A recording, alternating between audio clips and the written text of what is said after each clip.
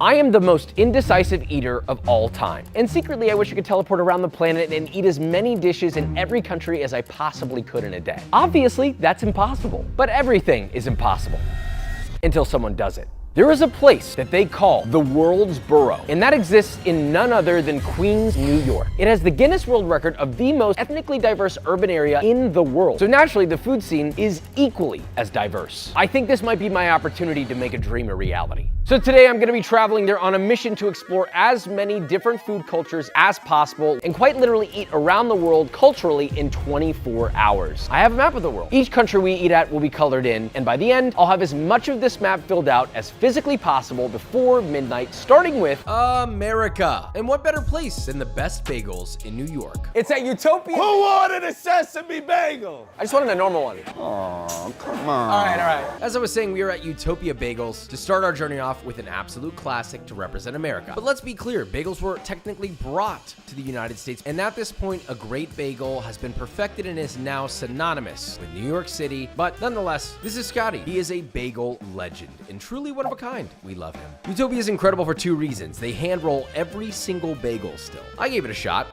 Yeah, you too. Perfect.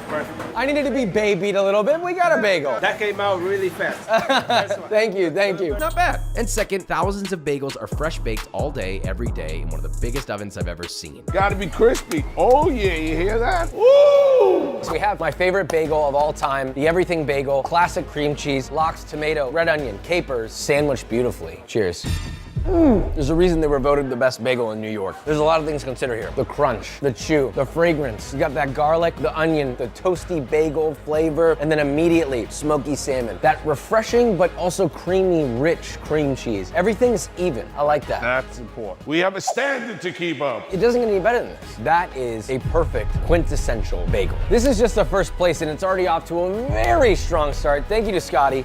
You're a beast. We love you here. You know we love you. Oh my God, it's strong too. I'm a hugger. Moving on. We're starting off with an unusual number for us, a 9 out of 10, a very rare number. Coming from me, I tend to be a little bit more hardcore about this. So if things are going up, are we gonna find our first 10 out of 10? We have one country down, I'm ready to fill out the rest, and by the end of this video, I'll name my favorite food in the world, or at least as far as we've been able to eat. But I can't do this tour alone. I had to bring the OG Queens tour guide, Joe DiStefano, to make sure we do Queens right. We returned to Flushing, Chinatown, where I recently found the best Chinese food in America. We start with a very special dish that Joe introduced to one of the greatest food legends of all time. But who could it be? We're at Old Lo Yang, Lang Peach, cold skin noodles. You ate basically this style of noodle with Andy Bourdain. What was that like? What was the experience like? He loved it. He was a good eater. Open-minded yet discriminatory, if that makes sense. Looking for something good with no judgment. I wanted him to have that authentic, only in Queens, almost in China kind of experience. Oh yeah, this is perfect in every sense of the word. I love that it's cold, it's refreshing. You're full-time eating it, part-time drinking it. There's this sort of cold broth that's in the bottom. It's very even keel, it's refreshing, it's salty. It's got a little bit of spice to it. It's not too spicy. You can handle this. I'm getting little hints of toasted sesame oil. That brown tone, that's actually tahini. So it's a very Central Asian kind of Silk Road, Western Chinese vibe. I would say honestly a solid 9 out of 10. This is unbelievable. Even if I'm not in Flushing, I'm coming back here. Moving on. Back-to-back 9s is unheard of. I don't know what is going on. This might just be the best food tour we've ever had. We now travel across the world from China to Guyana, but this fuzzy little hole decided to tag along. Dude, this beer is f***ing crazy.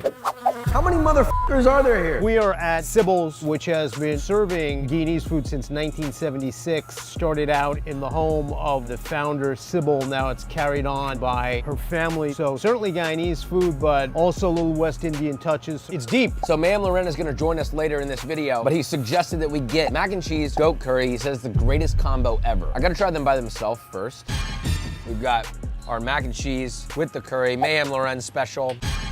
Really nice combo. They do complement each other surprisingly well. I really like that. The curry itself is really nice though. I thought it was gonna be really spicy. It's really not. It's got soft, starchy potato. It's very mellow, a little sweet, and like an undercurrent of heat. That sweetness is coming from onions, the white potato, curry spices. It's very nice. The Bangamari sandwich. They say put a little bit of the Scotch bonnet sauce. I'm going light. Could be spicy.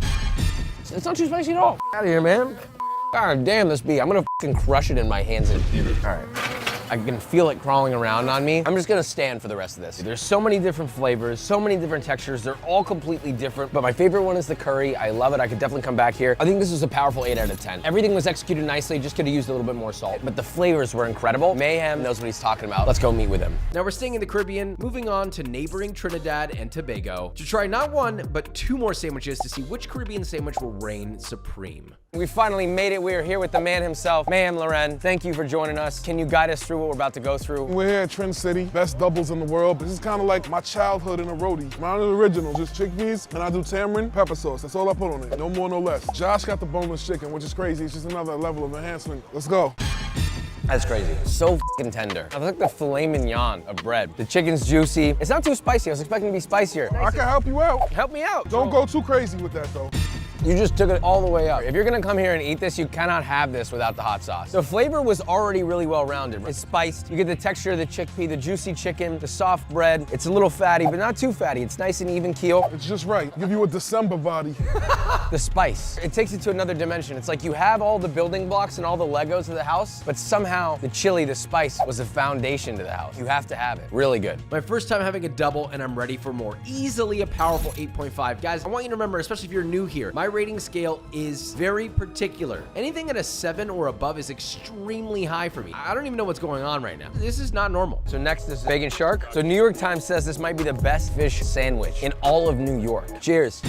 That's unreal. I got a question. This or Sybil's fish sandwich? Oh, easy. This one. Both were good, but this one, they loaded it the f up. It's like twice the amount of fish. I love the sweetness of the pineapple. It's got some diversity to the flavor. The other one's a little more simple. It's not that it's not good. It's just that this one's got that extra pop to me. So you can't lose with either. If you didn't have time to go to both, pick one, not gonna have a bad day. The Trin City Bacon Shark, another 8.5, and our Caribbean sandwich winner. Next up, across the Atlantic to West Africa, Mayhem put us on to a new Senegalese spot for jollof rice. I usually go uptown for my Senegalese nutrients, but right now I found a new spot in Queens that appeared to be fire. It's called Jollof Grill. According to Joe, it's kind of a big deal that they opened. I don't really know why. There used to be a great Liberian restaurant called Mama's, and that's closed, and there really hasn't been any African food in Queens since then. All right, jollof rice. Oh, unbelievable. We got the lamb, we got the onion. It's a little smoky from the grill. It's fatty, but not too fatty. Jollof rice, cooked perfectly, like perfectly. It's got that nice chew, but it's got a richness to it that I really like, but it's balanced. It's a little spicy from the hot sauce that I put on there. This is kind of like my ideal spiced rice, I feel like. All was right in the world until an old nemesis returned. The bees are after us, man. Don't sting me. Great dish, big fan. We're giving it a 9 out of 10. This is one of the first meats I've had that was cooked that perfectly. Jesus, hopefully there's no bees in Germany and Poland, because our next stop serves food from both countries. We are in Kew Gardens. We have cup pierogi, Polish food from Homestead, started by German folks, taken over by Polish. So now there's a mix of wonderful things, including these savory caramelized onion-topped pierogi. They remind me of basket tacos in Mexico City. Very inconspicuous. It's just potato on the inside and a nice dumpling dough on the outside, but it's a little caramelized, oniony, but it's got that essence of potato flavor. Now, despite all that, I will say I've had better pierogies. They were overcooked, lacking in flavor in general. Unfortunately, I'm gonna have to knock these down to a 7 out of 10. Still pretty high praise for my scale. In true keeping with their Germanic roots, a cherry cheese strudel, we got the small one. This is the small one. This weighs about 2 to 3 pounds, I wanna say. It's like a phyllo pastry. It's crispy on the outside, jammy, sweet, fruity inside. The cheese is almost like a cheesecake. A little bit more powdery, a little bit more dry. Now, all that said, the more I ate it, the more I realized that the strudel overall was super dry. And honestly, the flavor was extremely underwhelming. It's gonna get a 6 out of 10. Oh, what the hell?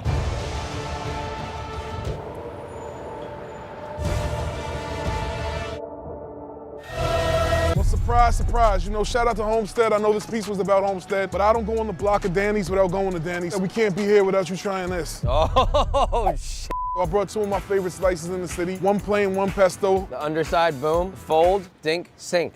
Oh, shit. It's very good. The crust is crisp. The dough is seasoned nicely. The sauce is sweet, but it's actually not too sweet. You know what? The energy for me was starting to dip a little bit. We started real heavy. A lot of carbs, fatty, rich. I started getting a little tired. I was like, oh God, how many places I got left? Now this is like a vitamin injection. It's a B12 shot. I'm like, oh, It's like the Holy Spirit just entered my body through the form of a beautiful pesto pizza. And we got the first pies of the day. Couldn't have planned it any better. Another American staple revitalizing me. A 7.5 out of 10 for Danny's Pizza, a rejuvenating gift for Mayhem, who we now bid farewell, but we're continuing on with a much bigger task, spice in Indonesia. We are in Awang Kitchen, run by Chef Awang. It's an Indonesian restaurant in Elmhurst, Queens, which has a very large Southeast Asian population. He's got a great menu with a lot of great stuff. We chose the beef rendang because it's such an iconic Indonesian dish. Let's try this rendang. And this just reminded me why it's one of my favorite curries of all time. The flavor is so diverse, rich, it's meaty, it's got some sweetness to it, it's got like a nuttiness to it, it's fragrant, it's spicy. Rendang's a dish you have to try. It's one of my favorite of all time, but I gotta say, this one was way too dry. The flavor was easily a 9 out of 10, but the texture was a 3 out of 10. I'm gonna settle this with a total of a 6 out of 10. Moving on. Next up, Malaysia, and we've got a new guest. This video is all about trying things we've never had before. Going to places we've never experienced before through food. Now, we all remember Scott. He's from the pizza video. He knows everything about pizza, but he's never had laksa before, so this is gonna be his first time. We are at Taste Good Malaysian Cuisine, one of the best Malaysian restaurants in New York City, and we have some wonderful coconut curry laksa with sambal for extra kick. Unbelievable. This is a beautiful laksa. The noodles are fat. I wasn't expecting that. I love that because it's such a tubby texture. I would say like this is like a base flavor, but you can turn that flavor up with this sambal. Get some sambal in there, stir that up so it infuses the broth to a little bit of a spicier experience. Add some noodles maybe, some bean sprout, maybe some chicken, and then boom, you got a bite. Every bite for me is different. A little bit of chew, a little bit of noodle. So it adds a layer to the flavor. It's already creamy. It's already seafood forward. I don't know what else is in there. There's coconut milk, I'm getting ginger, I'm getting a little bit of lemongrass, herbaceousness. It's just like cool interplay with the creaminess of the broth and then adding in sambal. Two forces that seems like how can night and dark meet each other, but they do, and it's called dusk or dawn, and that's beautiful. I just like that you said fat noodles and interplay. We can end the video right here. Moving on. I'll give laksa a very solid 7 out of 10. My only complaint was I wish that there was a bit more salt. I wish the flavor was a little more deeper. It kind of tasted a little bit bland in comparison to other laksas I've had, but I could tell that if they just cooked it down a little longer, it would have been even better. But before we move on, we never asked, is Joe okay? I'm feeling okay. My second cup of Malaysian iced coffee is doing the trick. I think I'm gonna make it.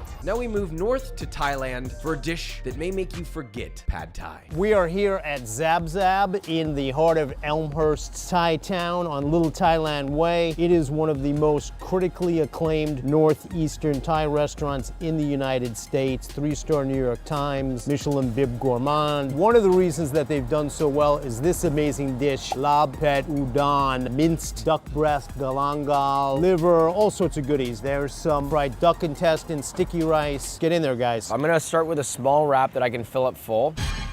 You can taste all the layers in one. The crunch, the soft, the chewy, the sort of fatty, but you're also getting layers of flavor. It's bright, it's funky, it's super herbaceous, which I love. It helps balance out the heat. It's spicy too, but not too spicy. I think most people can handle this as long as they use the herbs. The combo with the heat from that and then mince and then the crunch over here, it's just like all the senses at once, and I'm so game for it. I know this sounds crazy, but these little crispy duck intestines are absurd. Imagine the crispiest little chicken skin chip. You bite it, you close your eyes, it's crunchy, it melts, and then that nice roasted bird flavor is coming out of this. Unbelievable. It's like I love the double-decker taco from Taco Bell.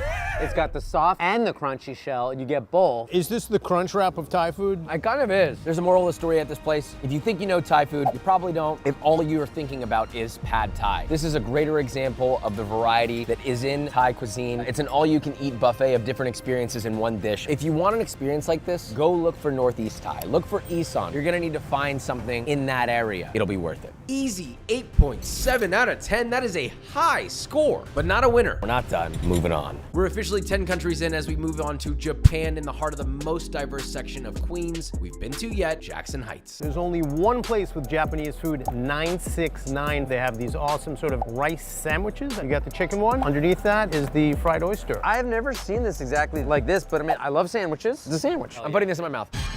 This is kind of a desert right now. I want a dip. I need moisture. That's very orange. All right, we're moving on to the oyster one. This is Joe's favorite. Fried oyster, avocado, carrot, cabbage. Way better than the chicken. I love the brininess. Immediately, there's extra salt from the oyster. The chicken one was a little lacking in salt. It was a little lacking in moisture, but this one has the moisture. Some might say it's moister than an oyster. You know, if you like oysters, you like the taste of that refreshing splash of the ocean. You're getting that in this sandwich, but you're also getting the toastiness from the fry. Really nice. I like this. I don't need the sauce on this one. I will say, I don't think this is the best thing that we're gonna have. It's not crazy, it's not blowing my dress up. It's a good little snack, it's a good little lunch bite. I think I'm gonna set it at almost a 7 and a 6.8 on my scale, slightly above average. Let's find the good. Moving on. The next place is extremely influential. We're going from Japan to Colombia to a place that put Queen Street food quite literally on the map. If you're wondering why it's called Arepa Lady, look no further than the walls over there where we can see the OG Arepa Lady, Maria Piedad Cano. In the 80s, she was an administrative judge in Medellin, Colombia, and it was probably not a good time to be there, so she left as a single mom with her family, came to the mean streets of Queens where she learned how to make arepas and gained a lot of fame doing that. We have 2 arepas here. This is an arepa de queso, so it's kind of like a corn cake with some cheese topped with chicken beef chorizo, queso fresco. This is arepa de choclo with sausage and some steak and fresh corn in the batter. So there's a lot of sauces. I like to put them all on. The condensed milk is better on this one. I did the pineapple and condensed. Those were the 2 I was most excited about. I'm gonna take a little triangle, look at this.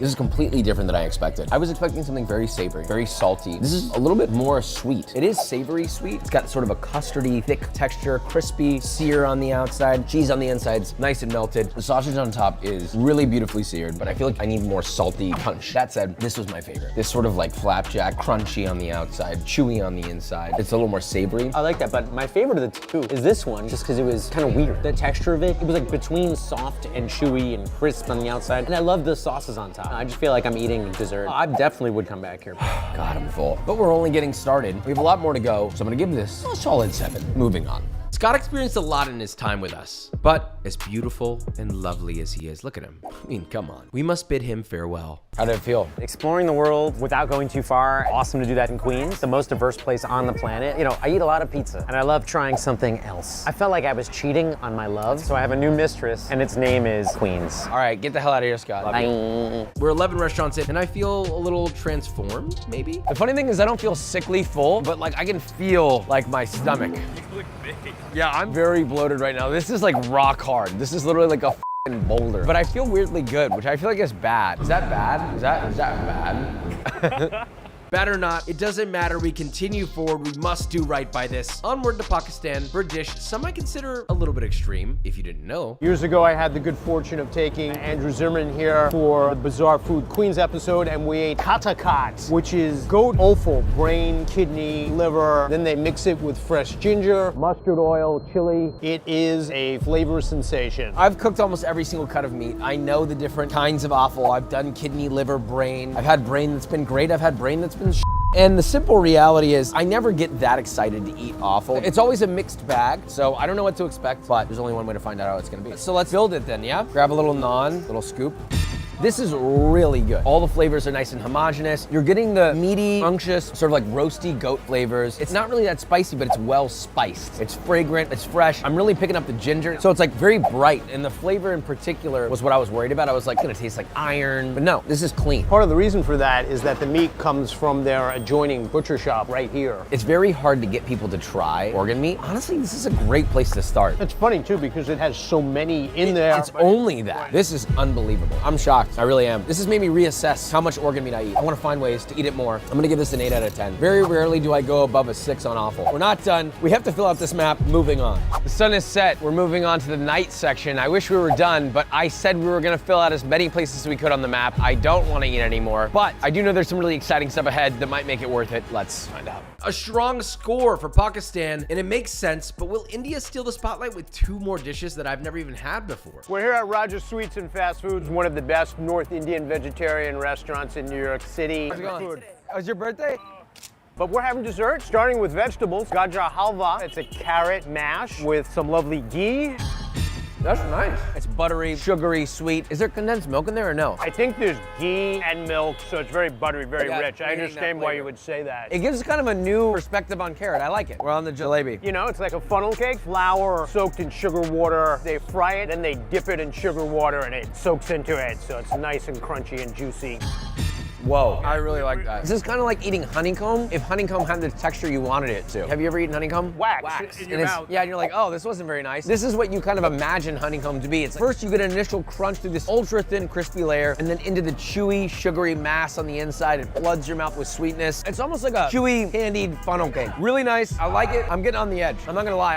I am so full. I really don't want to eat anymore. I'm in physical pain. We're gonna keep going until we drop. 7.5 out of 10, very nice, good dessert, and moving on. All right, I might have spoken too soon because Mexico is next. And if you see me in Mexico City, I found out that I apparently have more room in my body for tacos than any other food on earth, which is great. We are at Birrialandia, the originator of birria tacos in New York City. 2-star New York Times, lo mejor, the best. But Jose used to cook at Del Posto, so he knows a lot about slow cooking meat, and he decided to open this. They were originally going to sell other types of tacos, but the birria took off, and he's trapped in Birrialandia now. I had a one-bite rule that went the out the window just now. This is top tier. The first thing you're gonna notice with these birrias is the tortilla. It's so crisp, it's so tender, it snaps, but it's got that chew. It really does melt away like it should. And there are very, very few birria tacos that do that. But on top of that, you're equally drinking it as much as you're eating it. Even in the meat itself, it's so saturated with juice. The dip just gives it that extra oomph. Salty, fatty. It's not so fatty that you're just like, oh God, it's so heavy. It's not too spicy. I mean, it's a damn near perfect birria. Out of all the birria that I've had, I'm gonna compare this to the one that I had in Mexico City, which was absolutely excellent. I'm gonna give this a powerful 8.5 out of 10. I feel like it could have used a little more salt, but everything else was perfect. This was already moist, and you added more moisture, which is what a birria should be. Moving on. From Mexico all the way up to Nepal, I'm excited about this one because Banchagar are known for their massive dumplings called momos. There's an event called the Momo Crawl, which winning it is far more prestigious than being in the New York Times. There's probably almost 40 restaurants that serve momo, and we are in the winningest place. They won that championship leather belt above the kitchen. The fact that there's a belt, it's like a WWE championship of momo, which I love. I like that she's here watching us too. She's like, I'm gonna stand here and you're gonna enjoy every last bite. Momos are sort of a standard bearer of Tibetan and Nepali food, typically steamed, but these are in jol, or a tomato gingery broth. So I also want to be clear, like I love dumplings, never had momo, and I've certainly never had it like this, but I'm just gonna try the broth first. Oh yeah, little spicy, little sweet, little acidic, balanced, brothy, tomatoey, herbaceous, almost borderline citrusy, but I want to say that's from like the ginger or something in it. Is there lemon in here? Lemon, tomato, and sesame seed. Oh, sesame, like ground sesame. That's how it gets viscosity to it. Okay, should we go for it? Wow, holy sh**, really good. A go-to winter food for me, you can imagine. This is probably some of the best dumplings I've ever had in my life. I'm not surprised that we've got a champion in the house. Unbelievable, thank you. When we leave, can I give you a hug? I give you a hug, I take a picture with you. Thank you, Bimla. This is so great. This seems unfair to have my first momo here. You may have Momo FOMO unless you come to New York. You may be ruined. Maybe that was the way it was meant to be. Bimla, I need my hug. Oh, thank you, Bimla. So good. Unbelievable. Thank you for having me. Thank you so much.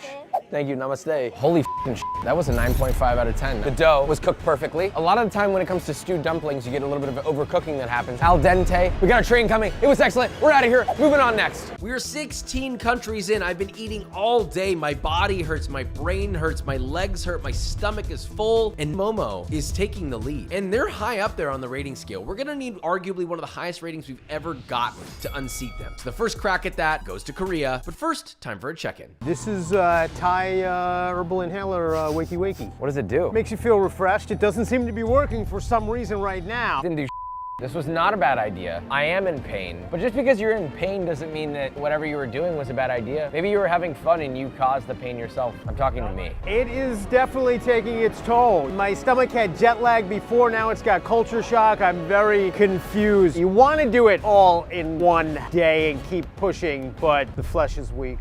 Wow. Jesus. Out of all the things that I've eaten, I ate a little too much. I got a little bit overzealous, and I'm gonna be honest, I'm hitting a point where I don't know how much more I can go. I've gone past the point of like, oh, I'm so full. It hurts. I love you. I love you too. For sure, bro. For sure, appreciate that. Thank you too, bro. I'm gonna keep going as much as I can, but I might only have one more left in me. Let's find out. It's been a long day. We finally made it. KFC, but not the typical KFC, Korean fried chicken. Tell us about it, Joe. We are in the most diverse neighborhood, in the most diverse borough, yet this is the only place serving Korean fried chicken. There is a neighborhood about 30 blocks that way that is a hotbed of Korean cuisine, including several wing places. This ranks right up there with them. So we came to the right place. Let's try the chicken. We've got a soy garlic over here, traditional sort of gochujang spicy. Let's dig in. Very nice. At first I was skeptical. I saw them from afar, granted dimly lit, and was like, I don't know. Yeah, I was wrong. Extremely good. They've clearly been sitting in the sauce just for a little bit, covered up, and they're still crispy. They've got that pop. They've got that melt in your mouth fatty chicken flavor. It's spicy, it's sweet, and they're tender too. Juicy, succulent, it's falling apart. That is a very solid wing. I love it. Soy garlic.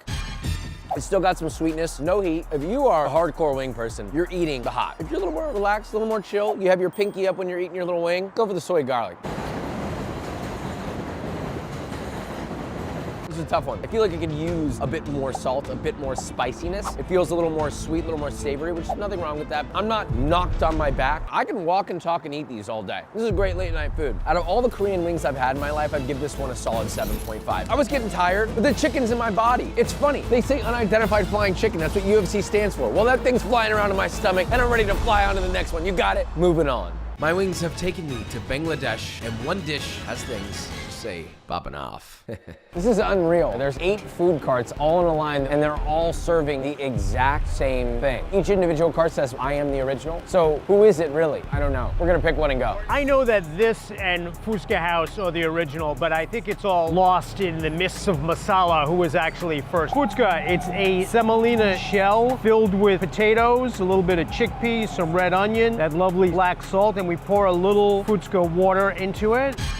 Literally a flavor explosion. It's very nice, it's mellow. Immediately apparent, you get that crispy, crackly crunch, almost like a chicharron. And then the juice, I don't know what's in there, but it's a little sweet, and it just explodes. And almost like the birria in a way, but with a crunchy application. Soft potato, little pieces of chickpea in there. It's fragrant, there's some spices in there that are reminiscent if you've ever eaten Indian food. But they're also very different because of the tamarind, because of the black salt, whatever the spices that are in the potato that make it something special. I love it. This is a solid 7 out of 10. 18 countries in, and I gotta be honest, there was a rapid downhill at this point. I'm in need of a pick-me-up. And you might be thinking, oh, maybe a coffee. No, dude, it's too late for that. More food from Ethiopia, which I'm thinking might deliver. We're at Makina, a food truck where chef and owner Eden met us to teach us all about her Ethiopian dishes. Makina Cafe started in 2017. We were actually the first Ethiopian Eritrean food truck in New York City, and we have a restaurant that we're building. Wow, okay, what do we have? It is chicken and beef dips together with our staple veggies, turmeric, cabbage, and carrots, spicy red lentils, over injera. Traditional flatbread that has a sourdough taste to it. Go dig in.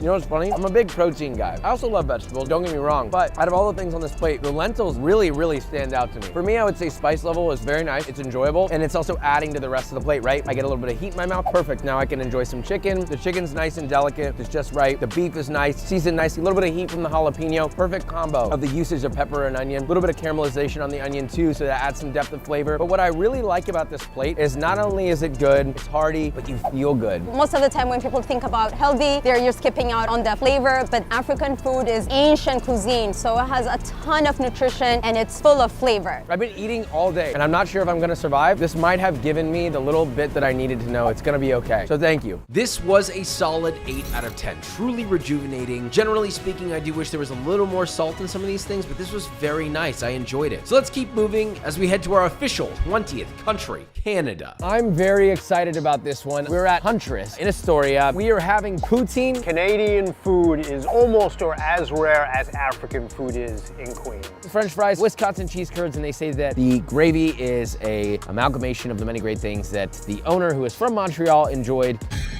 Oh yeah. I've never been to Canada, but I've had good poutines in my life to know what a good one is, and I've had mostly bad ones. This is not one of those. The fries, super crunchy. They haven't lost their texture, their body. A lot of the time when you get poutine, the number one problem, you're getting flaccid potato straws. The cheese curds are soft, but not too soft. They got some chew. Doesn't need a lick of more salt. The gravy, it tastes great. If you're looking for a good poutine anywhere near Astoria, this might be one of the only places you'll get, and it's solid. Matter of fact, this poutine I think deserves an 8 out of 10. I'm pretty picky about French fries. I wanna be really clear on that. I'm not just being nice here because it's a French fry. I'm feeling even better. I think I'm on an upward trajectory here. Let's move on to the next spot. I'm pumped for country number 21, Greece. There's always space for souvlaki as long as we, stick to just that. I'm sure this whole time you're probably wondering, Josh, where's the Greek food? We didn't forget. I know we're gonna get other complaints, but we're not gonna skip out on the Greek food. We are here at King Souvlaki in Astoria. Lampros' father started this, and his uncle has a little cart with just a little red siren on it. Now it's grown into quite an empire with half a dozen trucks and a restaurant. We got the pork souvlaki, they gave us feta fries, yogurt sauce, and I combined all three.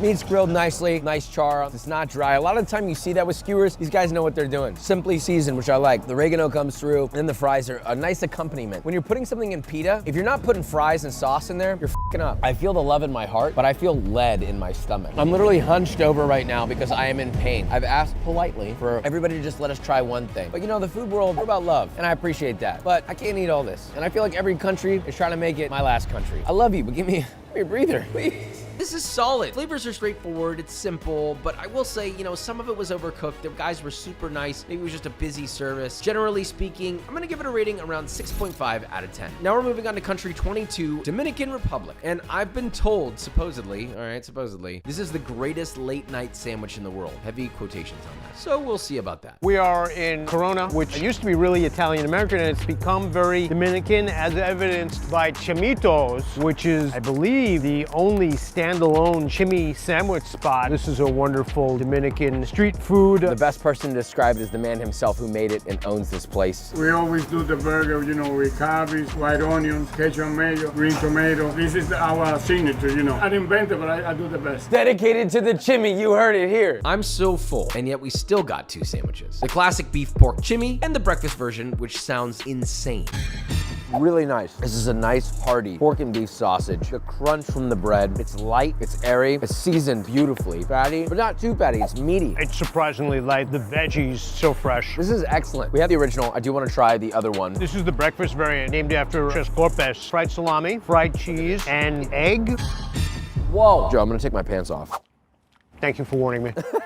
This right here is my kind of sandwich. It's rich, it's not too rich. It's fatty, there's a billion different textures in this. It's creamy, it's balanced with the sweetness, the crunchy bread, it's light. So I could eat this any time of the day, but it does kind of feel like the perfect late night food. No notes. 8 out of 10, moving on. Coming out of Dominican Republic and going into Brazil, 22 countries in. This map is getting pretty full. Can we fill out the whole thing? We're gonna have to move quick here because we're running out of light, restaurants are closing, and I'm gonna be honest, I don't know if my body can take much more. I'm really feeling it here. A tap out could be coming. The question is, when will that happen? Or will it ever? And let's not forget Bimla's delicious momos. I mean, unbelievable. And she's so cute. Could they be overtaken by Brazilian street food? I feel like my stomach is so full of food that every time I swallow, my body is like, Josh, please f***ing stop. We have cochinilla. Originally, we were gonna do pão de queijo. Unfortunately, they ran out. But this is a great alternative, I think. One stuffed with chicken, one stuffed with chicken and cheese. Let's start with the OG chicken, shall we, yeah? Brazilian food is actually biggest in Astoria. I'm pretty sure this is the only place offering these kind of street foods, though. You know what he said to me in the car? He said, you say everything's undersalted, Josh. And you know what? That's because most things are. This, on the other hand, this is seasoned really nicely. The chicken that's on the inside is juicy, but it's got a good meaty texture. The crunch is nice, they're super crisp. God damn, I have not been exposed to Brazilian food enough. This is really good. When it comes to Latin American street foods, I love something sort of like snacky like this, like an empanada, and this is like solid for that. If I were to compare this to other Latin street foods that are out there, this is almost like a Brazilian arancini. I was just gonna say, the cheese one is giving arancini really heavily. And I love that there's like a little bit of chili, there's that Latin flavor that comes through. There's sort of a marriage between those two worlds that I'm really liking a lot. I'm not just blowing smoke up there. I'm having a lot of fun, but there are parts of my body that are not having fun. And I'm still giving these an 8.5. Brazil, we love you. On to the next. And so we move across the world again to our 24th country, the Philippines. One of my favorite cuisines on earth. I'm gonna do my best to not be biased here. We're at Iwan in the heart of Little Manila, Woodside, Queens. This is one of the first Filipino sit-down restaurants. They are famous for their pork barbecue, and God, it looks good. I would have eaten a number of different things to represent Filipino food because there's so many different things that I love. I'm kind of glad we're diversifying a little bit here with the grilled pork skewer. Let's dig in. top tier. This just proves the Filipino cuisine is just top tier food in its simplest form, because they have so many different things. So there's lechon, sinigang, tocino, and every single thing is a f***ing banger, and this is too. I haven't even had this before, and it's just another thing to add to the list. And it's so simple. You get the little crispy charred bits that are smoky, and the glaze is sweet but not too sweet. It's seasoned perfectly, it's juicy, it's not dry at all. It's nice and chewy. And let's not forget Bimla's delicious momos. Could they be overtaken? I don't know.